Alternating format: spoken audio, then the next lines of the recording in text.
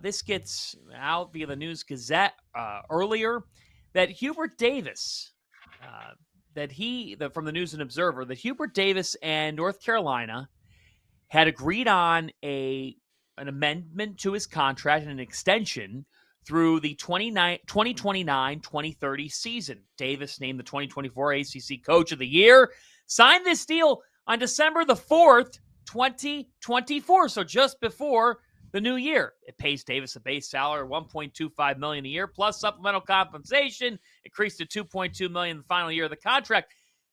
Elsewhere at North Carolina, they announced that longtime NBA agent and UNC graduate Jim Tanner has been hired to be the general manager of the men's basketball program. So Tyler Hansbrough, a contract extension through 2029-2030 in the midst of being firmly on the bubble and on the outside looking in still really and needing to beat Duke in all likelihood. And now a general manager. There's a lot happening. This was an eyebrow raiser, to say the least, in the midst of there being real pressure in Chapel Hill. What's your reaction? Hey, we're just giving money out at UNC. I mean, we got Belichick in town. We got the HD extension. General managers coming through. You know what, Fanta? What I understand that this extension was agreed upon in the summer, and they just signed it this December.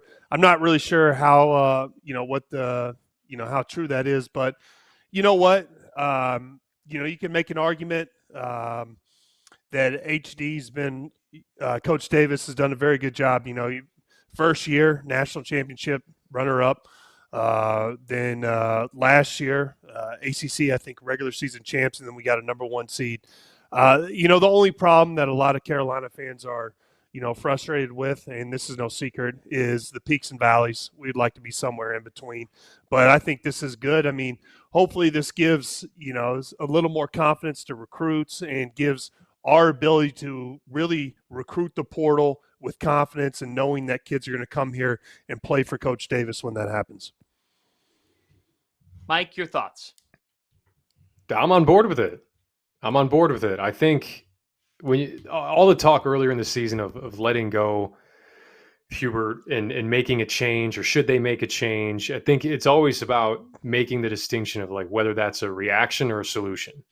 And to me, this is a solution, because the Tanner hire is an acknowledgement of what I believe has plagued this team, and that's just roster construction, flat out. And I know that because in the announcement for Tanner, they mentioned roster construction, I think 3 times in there. So it's very clear that they have that on their mind as well, and they're at least self-aware in that regard. But this reallocating of responsibilities, I think, is helpful, because now, like, any coach you talk to, Fanta, you and I talked to Pat Kelsey, and I asked him what his number one box he checked as he's a coach. Like, what's the most important thing to you? Talent acquisition. And North Carolina didn't necessarily have that this year. And they had some good returning pieces like RJ Davis.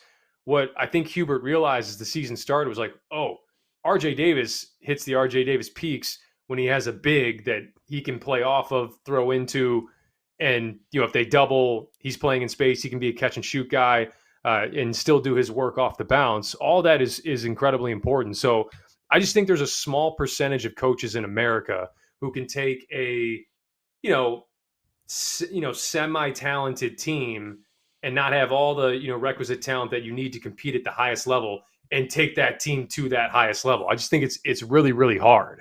And so now that you get the roster construction piece allocated elsewhere, it puts the spotlight on Hubert Davis, whether it's in-game coaching, how you manage a group, being the CEO of a team. The spotlight shifts to that, right? And if you get the talent influx and you can't do those things now I think the conversation really picks up. If you can't optimize those rosters of talent that you should have coming in and getting North Carolina back to what I think is, they're not far off. They're not far off from being North Carolina again. This thing can change in a year, and I think they're primed to do that. And I actually like the fact that they're not trying to rock the boat, and they're just addressing the pitfalls that they've had this season.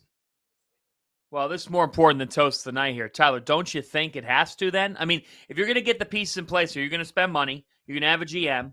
Now the talent acquisition piece is there. We see it get turned all the time.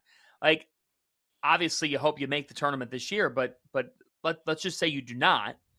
2 out of 3 in Chapel Hill. It's nothing against the coach. It's just the standard. Like, if you're going to put these things in place, I don't care if the extension's through 2030. They're going to walk into next year. They have to be able to be near the top of the country. Yeah, you're right.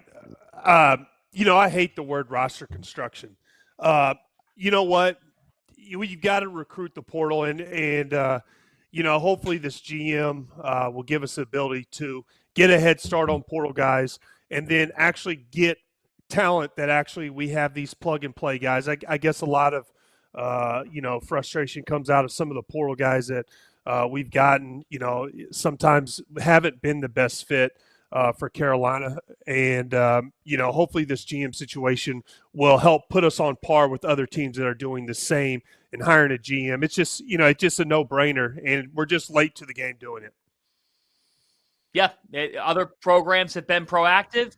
For North Carolina, a little bit reactive. It had to happen now. It does happen now. Extension or not, Hubert Davis will definitely next year head into it. Put pressure on him to get it going. For Tyler, from Mike, I'm John Fanta. Thanks for tuning in to After Dark. See you tomorrow. After's next.